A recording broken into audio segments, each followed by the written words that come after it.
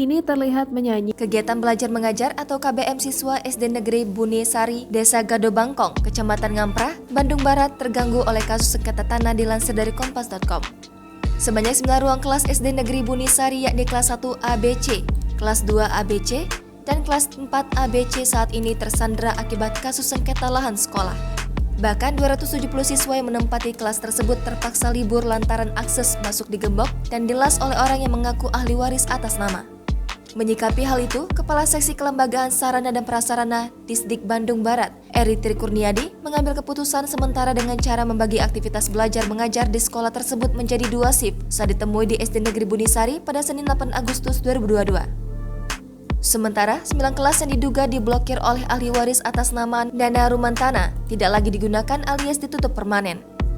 Eri menyayangkan kasus sengketa lahan ini mengorbankan ratusan anak didik di SD Negeri Bunisari tersebut.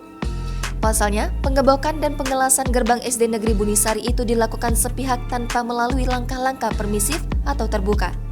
Ditemui terpisah, pelaksana tugas Kepala SD Negeri Bunisari, Rita Rosita mengatakan, langkah yang lebih konkret saat ini yakni mengupayakan bagaimana para siswa-siswi ini tetap mendapatkan hak pendidikan mereka.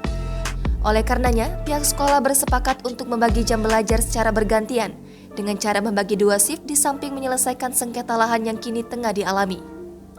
Diberitakan sebelumnya, gerbang sekolah tersebut diduga dilas dan digembok oleh ahli waris atas nama Nana Rumantana.